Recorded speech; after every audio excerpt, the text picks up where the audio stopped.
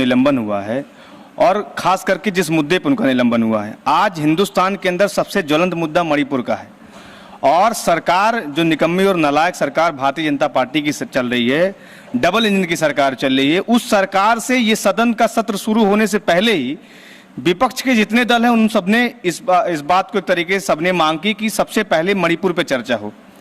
और आम आदमी पार्टी के राज्यसभा के सांसद संजय सिंह जी समेत कल की जो बात है, कल 27 नोटिस विपक्ष के सभी दलों ने दिया 267 में। सबने एक मुश्त में कहा कि सरकार को मणिपुर पे ही आज चर्चा करनी चाहिए, बाकी सारे विषयों पर नहीं चर्चा करनी चाहिए। और क्यों नहीं होना चाहिए चर्चा?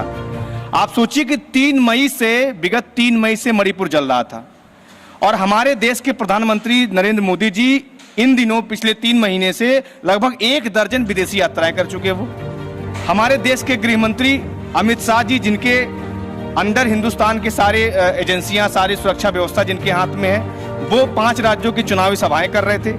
यानी 3 महीने तक सरकार पूरी तरीके से खामोश रही। और सबसे ज्यादा दुर्भाग्य क्या रहा कि सरकार ने भरसक प्रयास करके गोदी मीडिया के माध्यम से, सरकारी तंत्र के माध्यम से, वहां मुख्यमंत्री के माध्यम से, सारे लोगों ने प्रयास करके इस पूरे मुद्दे को दबा के रखा। मैं सलाम करता हूं उस शख्स को जिसने इस वीडियो को वायरल किया। अगर ये वीडियो वायरल ना होता तो शायद ये घटना हम सबके सामने नहीं आती। और सोचिए कि उस अगर दृश्य को कोई एक बार याद करता है, वो पीड़िता की अगर कोई चेहरा याद कर ले कि जो पीड़िता, उसका पति जो कारगिल का योद्धा रहा है, उसने हिंदुस्तान के लिए लड़ाई लड़ी, अपने देश को उसने बचाया, लेकिन वो अपनी पत्नी को नहीं बचा सका। तो ये बहुत बड़ी घटना हिंदुस्तान के अंदर हुई। पूरी की पूरी सरकार मौन रही इस पर। और आप सोचिए वहां का राज्यपाल महोदया जो एक महिला है, उन्होंने महिला धर्म निभाया, उन्होंने पीएमओ को, उन्होंने गृह मंत्रालय को, उन्होंने राष्ट्रपति को, सबको सूचना दिया कि मणिपुर जल रहा है, मणिपुर में हस्तक्षेप करिए, लेकिन सरकार खामोश रही। वहां का मुख्यमंत्री एक चैनल पे कहते हुए पाया गया कि ऐसे तो हजारों घटनाएं हो रही हैं। अभी कल एक विधायक, भारतीय जनता पार्टी का विधायक मणिपुर का, वो इस बात को कह रहा है कि ये जो दंगा, जो हिंसा मणिपुर के अंदर हुई है, ये दरअसल सरकार द्वारा प्रायोजित दंगा था, प्रायोजित हिंसा थी। तो ये बिल्कुल स्पष्ट हो चुका है कि भारतीय जनता पार्टी इस पूरे मुद्दे को राजनीतिक कर देने में लगी हुई थी।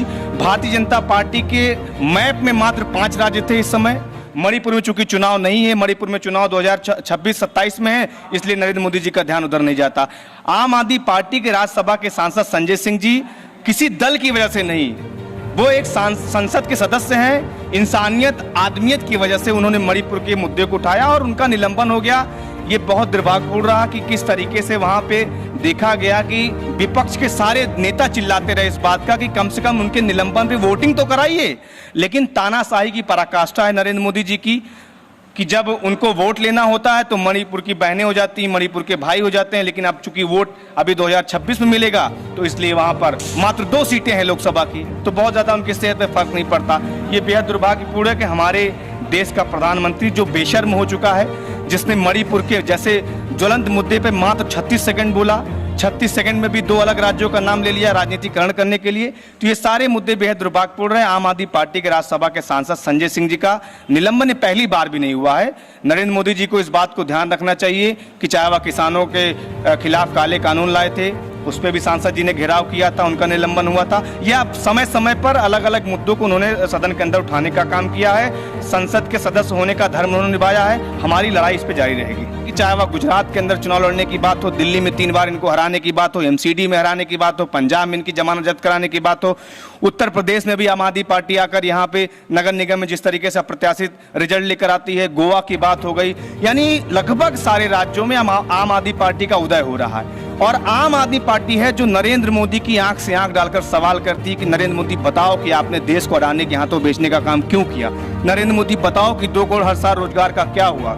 नरेंद्र मोदी बताओ कि डीजल, पेट्रोल, टमाटर, आलू, सब्जी का दाम कैसे बढ़ गया। क्योंकि आम आदमी पार्टी ईमानदार पार्टी है और उसका सर्टिफिकेट तो नरेंद्र मोदी की एजेंसी ने स्वयं दे दिया।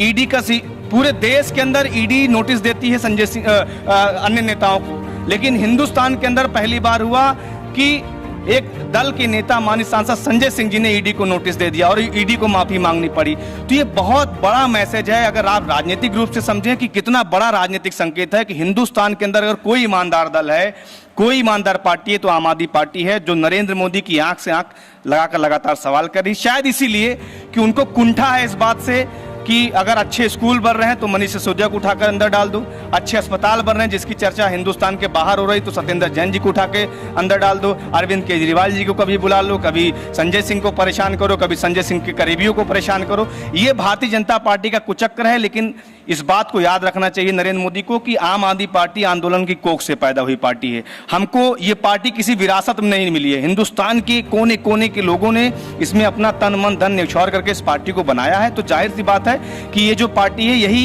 एक ऐसी पार्टी है जो नरेंद्र मोदी को सत्ता से उखाड़ फेंकने का काम करेगी। मणिपुर जो विभत्स घटना हुई, इंसानियत को तार तार होना पड़ा, हम सबको शर्म आई, हिंदुस्तान को शर्म, हम लोग का सिर जो है शर्म से झुक गया। लेकिन हमारे देश का प्रधानमंत्री इसमें भी राजनीति करने में लगा हुआ है। वो ऐसी महिला को आगे कर रहा है, स्मृति ईरानी, कि जो जब चुनाव होता है तो स्मृति ईरानी जाकर वहां पे छाती पीटने का काम करती हैं, चूड़ियां गिफ्ट करने का काम करती हैं। आज स्मृति ईरानी मौन है। और सबसे दुर्भाग्य किस बात का है कि एनसीडब्ल्यू हिंदुस्तान के अंदर है। एनसीडब्ल्यू में आपने एनसीडब्ल्यू क्यों बना के रखा है? क्योंकि वहां पर मोटी तनख्वाह ली जा रही है। वहां जो है जून में सूचना दी गई एनसीडब्ल्यू को कि इस पे कार्रवाई करिए, लेकिन एनसीडब्ल्यू एसी कमरों में मस्त रहा, रील्स बनाने में मस्त रहा।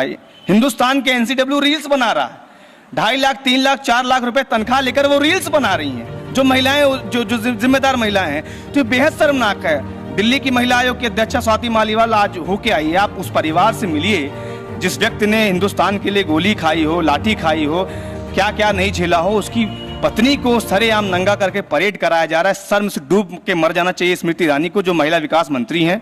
हिंदुस्तान के प्रधानमंत्री को अपनी गद्दी पे रहने का 1 सेकंड भी उनको रहने का नैतिक अधिकार